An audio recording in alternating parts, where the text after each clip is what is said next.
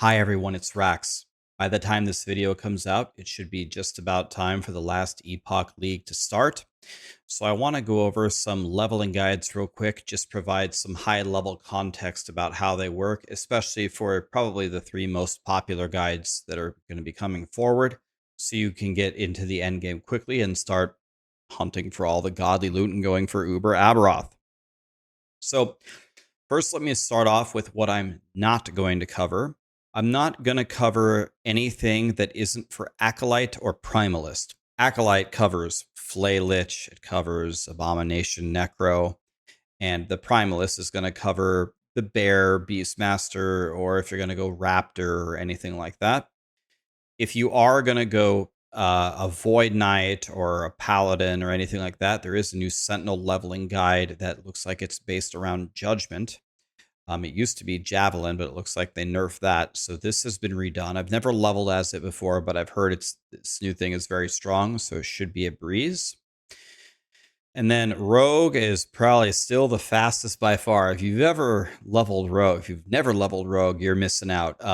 Umbral Blades with the Falconer and the Aerial Assault is essentially cheating. So if you follow this guide, you have no problem. You'll be the first one to level 50.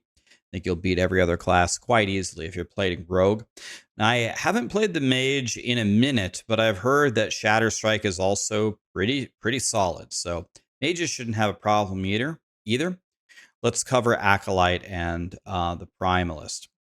So if we filter it down here, we actually do have a couple of options. Okay, you can only select one at a time. This one is brand new from Tarek. I haven't seen this one yet. If you do want to go a Necro leveler, he did make a full minion guide. So if you want to go minions the entire way and that's all you want to do, there is a brand new guide from Tarek here. Again, I haven't played this one, and this is not the one I would recommend. I would be surprised if this one's faster than the other one. And I probably should have mentioned this at the beginning in case you were wondering. There are 5 base classes with all the different ascendancies, and you can respec now between them. So when you level up, I understand some people want to play the build the whole way through, and they couldn't be bothered to do a fast build and then respec. I totally get that. If that's the way you want to play, just go to your endgame guide and just kind of make it work and just try to play it the whole way through. You'll be slower, but it will work. That's fine. Play however you enjoy playing. But I'm going to show you the fast way that usually involves a respec. So you can level as a Necro if you want to play Abomination Necro. Here it is. Full minion guide, brand new from Tarek. Not what I would recommend, but you could. One I'm going to recommend to you is the Acolyte leveling guide, which levels up as a Warlock. Most of you, unless you're dying to play Warlock, don't want to play Warlock in the end game. But for leveling up, it does very well. My PB, I only did two or three completed runs, and I have it down to a 153. So that's pretty good for, I think, for a non-rogue run in an online setting. So let's first cover how you would level up as a Warlock. First, you start off with essentially whatever they give you. You get your summon skeletons. You have Rip Blood, which was massively buffed in terms of a leveling skill now. Like now it has some actual AoE to it. So that's going to be amazing. And the main thing is you use Wandering Spirits when it comes up. Wandering Spirits is kind of like a big AoE that just kills everything for you. You're going to be stacking spell damage. So you just walk forward, you Rip Blood, and you Wandering Spirits with your skellies out. You put Bone Curses on the bosses, swap it for a Bone Golem later. It's pretty comfortable. It's pretty simple. It works fine. Then when you get to the intermediate setup, then you get Chthonic Fissure with Chaos Bolts. And there's this really rough patch at right about level 20 where you're desperately trying to get a couple of levels. So right when you get this, if you want to like over level or full clear all the zones right then and there to get a couple of points, once you hit a certain point here, you're going to be crushing everything for the rest of the game. So if we look at Chthonic Fissure, what exactly happens with these first few points? The thing that we're racing for is this node, where your spirits can now be replaced by casts of Chaos Bolts. Chthonic Fissure makes a big line, it shoots these Chaos Bolts everywhere, and it pretty much kills everything instantly. The very next points that you have to take are for mana, because it's mana intensive, before finally taking the really, really big node where you get the secondary fissure for a huge mana penalty.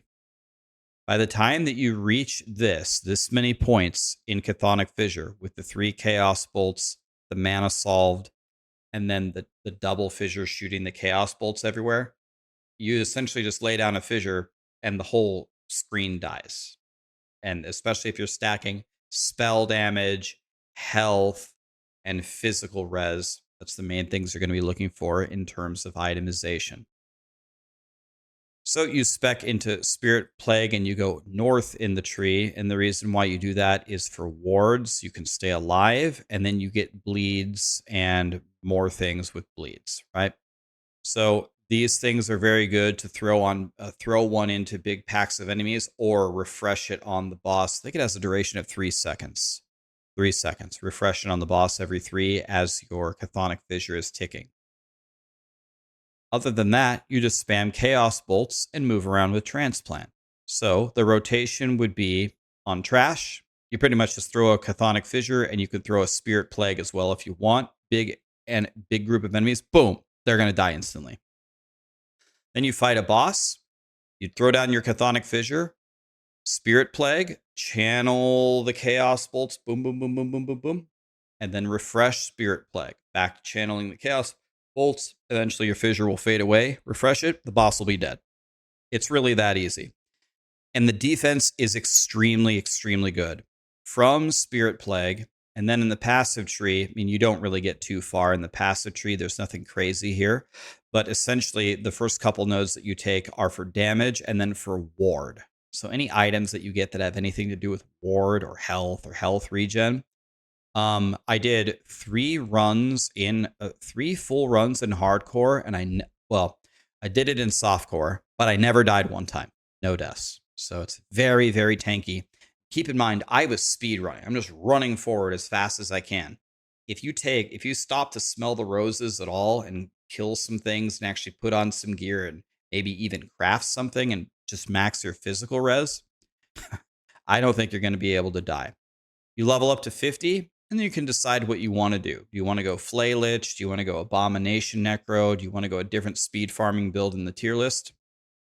Acolyte leveling is very, very comfortable. I played exactly this build multiple times in a pretty fast time, at least for me. Super comfortable. You have no issues whatsoever. Now we get to the Primalist. Now, I tried actually multiple Primalist leveling guides, and pretty much the consensus for Primalist leveling is 1, it's the slowest, and 2, the main problem with the Primalist leveling is like levels 1 to 20. Just doesn't feel great. Nothing feels insane. But actually, Tarek has been changing this guide a little bit, and the new guide that he had is actually, out of most of the things that I tried, actually seems to be the strongest.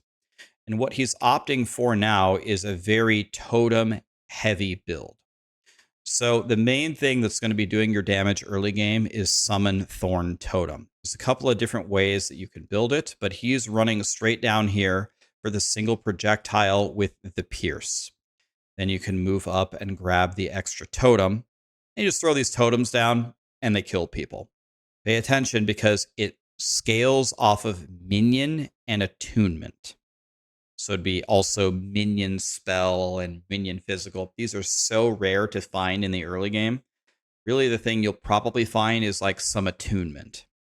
But the summon Thorn Totem is going to do pretty well for you, and then you can put your other points into Gathering Storm while we wait to get new spells. Throw the wolf on there and summon him and use his ability for a buff. Fury Leap Forward, heal yourself with the Terra's Blessing. Kind of waddle your way forward.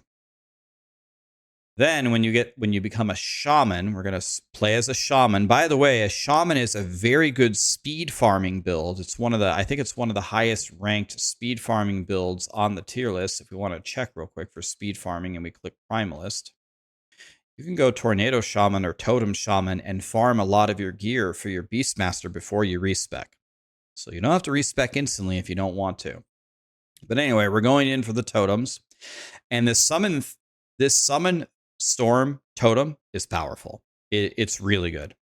So you're just pairing it with your summon thorn totem until you get Spriggan form. I'm going to be totally honest with you. I don't like Spriggan form at all. I really hope that EHG redoes it in some way. But the main idea of Spriggan form, when you finally get it, so we just go through here and we just pump up summon Storm Totem and summon the Thorn Totem. Remember, they scale off of minion damage, attunement, and then minion spell if you can find it. Kind of a rare affix early on, but maybe you'll see it. If you get it, take it for sure. But the main idea here when we get Spriggan form is it has a main ability where you cast Healing Totem that's going to heal you. It will also cast your Thorn Totems. That's good. It'll give you a lot of defense while you're in this form. You're going to have way less points. You're going to have like this many points. And then you can summon a bunch of more totems when you're in this form. But when you're in this form, at least with our current gear, we can't cast our most powerful thing, summon Storm Totem. So what the heck are we doing here exactly? Well, you phase out of the Spriggan form, and then you summon a bunch of Thorn Totems, and then this Thunder Totem thing is going to gobble other totems and make it a super totem. Then you go back into your Spriggan form, and then you can throw more healing totems. So that's pretty much what you need on the boss. 5 Thorn Totems on the boss. Gobble it with Storm Totem. Now we have the super totem. Go into Spriggan form, then throw your healing totems. Then when your Storm Totem expires, go back out, do it again. 5 of the baby ones, super totem, back into the form. It's not exactly the most fun playstyle, but it's powerful.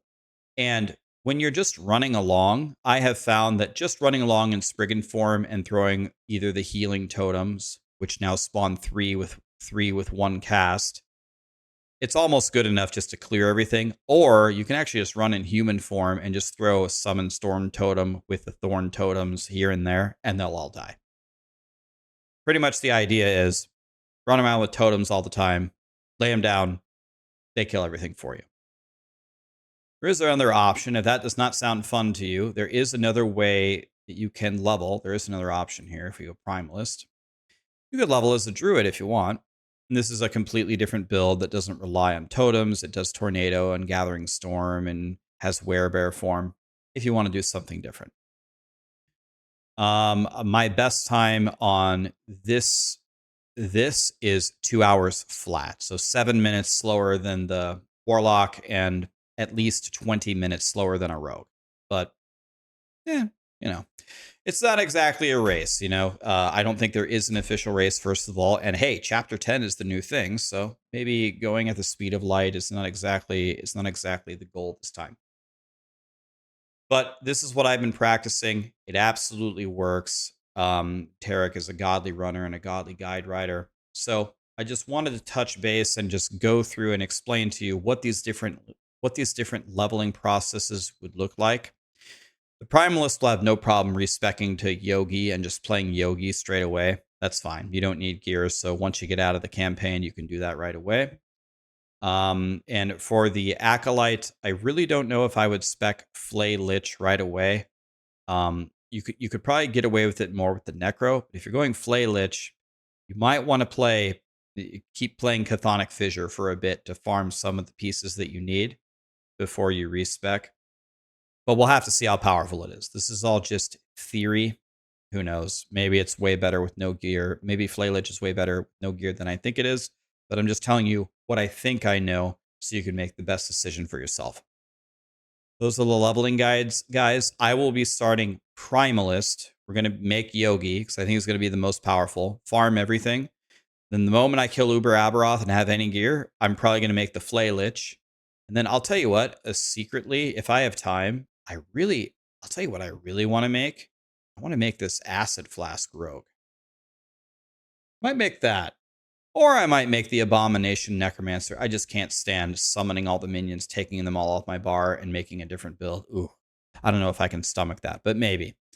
But I might make this Acid Flask Rogue. We'll see. Anyway, I hope you guys have an amazing time. By the way, when this video airs, I don't know, I might be streaming, and there's mega drops from the Twitch campaign if you want to be there. We're giving away the Crimson Market PC tomorrow, the last Epoch PC, and we're also giving away a PS5 Pro. That's gonna be sick. So I might be live when this video comes out, or just a little bit later. And if the servers are up, or if I can play offline mode, I will do some practice runs before the league. So if you want to watch it live, be happy to show you. Anyway, guys, have a great time. A lot of videos are coming. I'll have the loot filter video out immediately, and then I'll make an updated guide on Yogi and tell you how powerful he is and where I'm at very soon after the league starts. Have a great time, guys. Thank you.